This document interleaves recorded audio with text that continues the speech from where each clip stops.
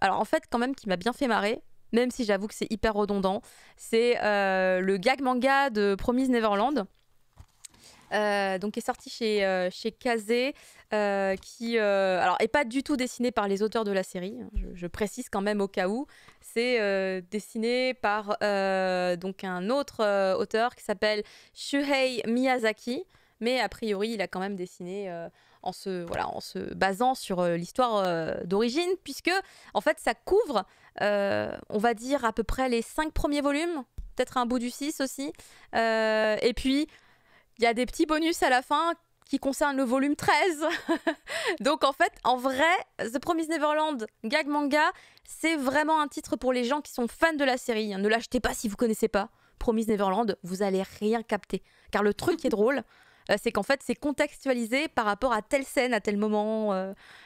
Quand on découvre ce fameux personnage qui en fait est un traître, la scène elle est géniale. Il y a 3 scènes différentes d'ailleurs qui sont faites pour montrer ça, et l'autre perso en face il est en mode mais non, t'es grillé, qu'est-ce que tu... quoi. Et il y a plein de trucs très très rigolos et très cons. Un truc que j'ai adoré sur ce manga, c'est Norman. Il faut savoir que Norman dans Promise Neverland, c'est mon chouchou. Mais là-dedans il me fait très peur. Et en fait, c'est une espèce de stalker psychopathe de Emma. Et c'est flippant. En fait, j'arrivais même plus à le trouver mignon. Il me stresse. Il me stresse de ouf. Il y a toutes les 2 pages, il fait une blague sur le fait que Emma, elle est trop belle, elle est parfaite, elle est mignonne, c'est la plus intelligente, il pense à elle tout le temps. Il y a des moments, c'est des discussions hyper sérieuses et tout stratégiques sur comment on va faire et tout. Et d'un seul coup, il balance un « je t'aime Emma ». Et c'est comme ça, tu vois. Et il fait « mais tais-toi !» Et elle arrête pas de lui foutre des baffes tout le temps. Donc ça m'a bien fait marrer là-dessus. Après, j'ai beaucoup de mal avec Isabella, la maman. Alors la maman de cette histoire, qui est un personnage extrêmement terrifiant finalement dans l'œuvre originale. Là, ils en ont fait quelqu'un qui oublie tout le temps. Et qui en plus... tu vois, qui est pas malin du tout. Alors qu'en fait, c'est un cerveau sur pattes dans l'œuvre originale. Donc, j'aurais voulu qu'on trouve à la limite un autre gag, tu vois, autour d'elle. Alors qu'en fait, là, elle est juste con. Elle est juste très, très con. Et il y a plein de passages où c'est super sérieux. Elle fait ah, ah, ah. Genre, à un moment donné, elle parle avec les fameuses créatures. Et en fait, elle dit allez, à plus dans le bus. Et tu fais quoi? C'est pas possible qu'elle dise un truc pareil. Et genre, elle enchaîne. D'ailleurs, je crois que c'est... Non, j'ai pas mis... Ah si, c'est là. Elle dit quoi, ça roule ma poule. Et à la fin, elle dit allez, à plus dans le bus. Et tu fais oh là là, mais c'est inimaginable un truc pareil. Donc j'ai rigolé, mais j'aurais voulu qu'elle soit un petit peu différente. Et du coup, tous les personnages en fait sont totalement différents. Genre Norman, et genre il est tout le tome, il est super méga ultra fou amoureux de Emma. Et en fait, limite, ça monte un peu de chapitre en chapitre. Et il devient de plus en plus malade de Emma. Et en fait, à un moment donné, il y a Ray, donc Ray, le petit brun, qui devient vraiment très complice de Norman par rapport à ça. Et en fait, j'ai vraiment peur pour Emma, parce qu'à chaque fois, il arrête pas de dire bien joué, gars, la déclaration comme ça en douce. Ouais, t'as vu, t'es trop mon pote. Et Emma, elle est là en mode mais qu'est-ce qui... Quoi. Puis même jusqu'à la fin du tome, il y a un gag impossible, mais qu'ils ont fait aussi. Donc j'ai rigolé bêtement. Pas tout le temps, hein, c'est pas forcément tout le temps très drôle, mais les blagues à la con, il y en a, j'ai bien rigolé. C'était assez amusant. Sœur Kron, elle est un peu bizarre, en fait, dans ce manga. C'est genre, elle fait du stand-up. Tout le temps. Elle est tout le temps en train de faire des blagues de stand-up. C'est-à-dire qu'au lieu d'essayer de mettre les gamins dans sa poche, elle essaye de faire en sorte d'être aimée des gamins en faisant des blagues de stand-up. Et en fait, elle se prend des bides monumentaux, mais tout le temps. Et c'est rigolo, voilà, c'est rigolo. Et les bonus à la fin sont aussi assez intéressants, puisque du coup, ils sont hors contexte par rapport à l'histoire, dans le sens où ça suivait donc du tome 1 jusqu'à peu près le tome 5. Et les pages bonus, du coup, à la fin, elles sont hors contexte, pardon, dans le sens où ça va être un bout du tome 8, un bout du tome 13. Donc, c'est plus vraiment par rapport à des trucs que tu as déjà lus. Et puis, enfin, il y a même une blague où on casse le 4e mur, où à un moment donné, il y a un personnage à la toute fin qui dit non, spoil pas.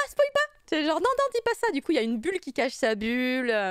Enfin, il y a des petits trucs comme ça. Donc, vraiment, je pense que si vous aimez Promise Neverland, franchement, il y a des blagues, il y a des gags, vous allez vous marrer. Moi, je rigolais vraiment comme une con parce que j'étais là toute seule en train de le lire et tout. J'étais là. Et du coup, tu te sens toujours bête quand tu rigoles seule face à un manga humoristique. Et par contre, si vous ne connaissez pas Promise Neverland, non, bah, n'y allez pas. Vous allez rien comprendre du tout. Genre, il y a un passage, je sais pas si je l'ai mis là. Non, je l'ai pas mis dans les extraits, mais il y a un passage où, comment ça s'appelle, Emma et Norman, ils vont au fameux endroit en tout début de série pour ramener sa petite peluche à Connie, hein, le petit Little Bernie là. Et en fait, ils tombent face à face à quelque chose qu'ils n'auraient pas dû voir. Et en fait, ils sont représentés d'une manière totalement illogique. En fait, c'est des espèces de grosses peluches mignonnes et un peu bizarres, mais c'est mignon. Et du coup, il y a Norman, à un moment, qui, devant tout ça, tu vois, qui dit à Emma, mais tu sais, c'est toi la plus mignonne de tous. Putain. Et donc, il en place une tout le temps. Donc, moi, ça m'a bien fait marrer à cause de ça. Espèce de fil rouge de merde avec Norman qui est tout le temps en train d'essayer de s'attirer les faveurs d'Emma et qui se prend que des baffes tout le temps. J'étais là en mode, on dirait presque Nicky Larson. Ça casse un petit peu l'image qu'on a de Promise Neverland. Voilà. C'est ça qui rend le truc drôle aussi, je pense. Bah, en fait, c'est ça. Ce qui est drôle, c'est que quand tu connais l'histoire, la gravité de toutes les situations qu'on voit dans le manga, là, elles sont toutes détruites. Hein. Elles sont toutes cassées dans tous les sens. Mais après, il y a des blagues, elles sont un peu faciles, mais il y en a qui marchent bien, même si c'est un peu facile. Et je me suis dit, ah bah voilà. Il en fait beaucoup. Comment ? Il en fait beaucoup. Voilà. Mais c'est sa spécialité. Hein. Je voulais dire que cet auteur, il a une série actuellement dans Manga Plus qui s'appelle Roboko, qui est une parodie en fait de Doraemon. Oh merde. Mais c'est pas super lié à Doraemon. En fait, c'est juste, ça ressemble à Doraemon, c'est les mêmes personnages. Et avec, c'est exactement la même gueule que la maman là, sauf que c'est une robot qui a plein de gadgets sur elle, qui est une maid. Alors que tout le monde a des maids robots, en fait, super mignonnes. Et lui, le héros, qui est un jeune garçon, il se retrouve avec une maid, c'est elle, quoi. Elle a des genoux énormes, enfin, elle est super costaud. Mais il va se lier d'amitié avec elle. Et c'est pareil, c'est le même style de gag où tu as les personnages qui sont inversés, tout ça. Par exemple, tu as Suneo et Giant. Ils sont super sympas dans le truc. Mais ils sont toujours amenés comme s'ils allaient le harceler. Je sais plus comment il s'appelle le personnage principal de Nobita. De Nobita, voilà. C'est comme le pseudo Nobita, c'est comme s'ils allaient le harceler, mais en fait ils font un truc super sympa. Ouais. Genre, il vient d'acheter le dernier tome de Jujutsu Kaisen parce que des références aux autres séries, même dans tous les sens, tout le temps, dans tous les chapitres, il y a des références directes aux autres séries. Et ils vont lui choper, genre, vas-y, donne-moi ça et tout. Je l'ai pas encore lu, c'est le truc habituel. Ouais. Et il fait, toi, tu mérites la version collector. Collector, vous êtes trop sympa. Tellement... Ça, c'est le genre de truc, c'est très con, mais j'avoue, ça marche bien. Ça marche bien. Et c'est super drôle. Et à un moment, ils vont au cinéma et ils vont voir la version live de Promise Neverland, le gag manga. Et ils sortent en disant c'est vrai que ça marche bien de Promise Neverland, mais ils avaient vraiment besoin d'adapter au cinéma le gag manga aussi. Ils sont un peu cons quand même. Bravo. Ah, les blagues, putain, donc, ça va loin. Le mec, il se lâche complètement. Et puis, oui, il cite les autres trucs en permanence. Il n'arrête pas de faire des blagues sur les autres mangas. Et de casser le quatrième mur aussi. Ouais, le quatrième mur est... J'aime bien. Moi, j'adore en fait quand il y a des trucs en mode un peu gag, blague et tout. J'aime bien quand le quatrième mur il est cassé. C'est un des trucs à titre personnel et ça me plaît beaucoup. Mais du coup, en t'écoutant parler, ça m'a fait repenser à d'autres aspects de la maman. La maman Isabella, dont je vous disais, quelqu'un de très terrifiant, etc. Et là, en fait, elle est totalement tête en l'air et genre, elle appelle les enfants en mode bon, venez mon petit bétail, je veux dire les enfants. Et en fait, toutes les phrases qu'elle sort, elles sont toutes condamnables à ce niveau-là parce qu'en fait, elle arrête pas de faire des références au fait que, tu vois, genre, c'est ah, sale petit gamin, tu désobéis, tu feras partie de la prochaine livraison. Et des trucs comme ça, et tout le temps. Toutes les phrases qu'elle sort, en fait, elles sont pas logiques. Et à chaque fois, le genre. gag, il est là, c'est parce que toi, tu sais. Ouais, mais du coup, c'est drôle parce qu'en fait, t'as toujours, à chaque fois qu'elle sort une phrase comme ça, t'as Emma qui est dans un coin de la case qui fait oh, mais pourquoi elle dit ça? Oh, mais en fait, c'est la vérité. Oh, mais en fait, elle nous mentait depuis le début. Mais tu vois, elle est tout le temps. Ah, elle se cache vraiment plus, hein. Que des trucs comme ça. Genre, à un moment, la fameuse scène avec la montre de la maman, parce qu'il y a un enfant qui est perdu et tout, machin. En fait, c'est une scène qui m'a fait trop mourir de rire. Il l'a refait 4 fois, j'ai l'impression. Il l'a refait plusieurs fois. Il y en a une où elle fait ah, mais tout va bien, je vais pouvoir retrouver machin grâce à à ma montre. Et là, t'as les enfants qui font.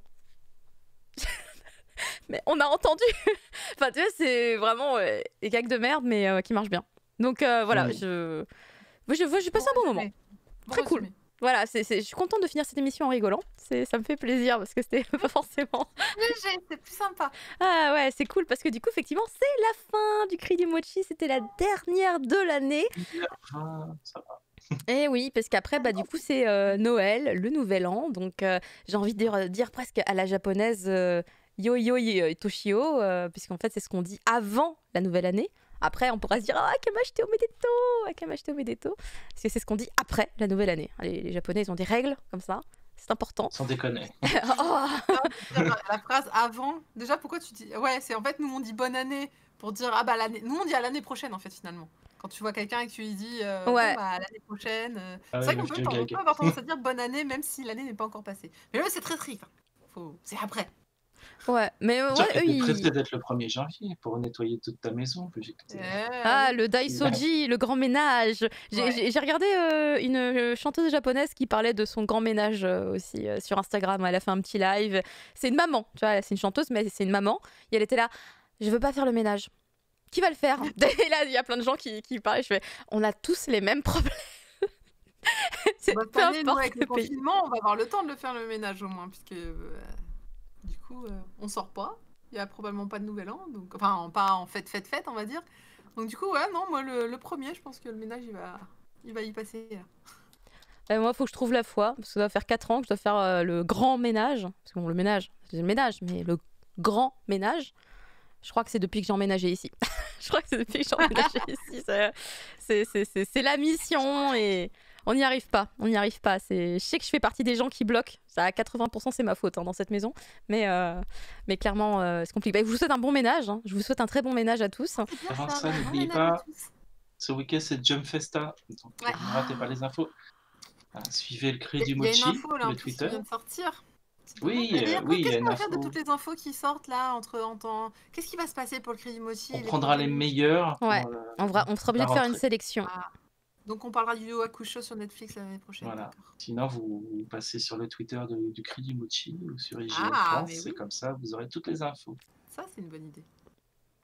Effectivement. Netflix Yu Yu Hakusho. Oui, il y a Yu Yu Hakusho, un live action sur Netflix. Ah, en live action? Attendez, j'étais pas... Attendez. Il est sorti par Netflix Brésil. Qui vient de sortir là. L'info. Ah bon? C'est pas un gag manga là, c'est pour de vrai. Être habitué maintenant. Hein, mais je sais pas, non, moi je reste perturbée à chaque fois. Hein. Je ne suis jamais habituée, je ne comprends pas. Non, moi j'étais comme, tu vois, Random Linou qui était là. Oh, Yu Yu Hakusho sur Netflix. Après, non. Non, j'avais pas. Ouais, non, si, un live action. Je croyais qu'on se quittait dans de bonnes. Mais non, mais si, ça va être un. On va voir. C'est un live action à la Death Note. À la Death Note. Ok. On rassure pas du tout là. Non, là, je suis pas rassurée. Je suis rassurée zéro en fait.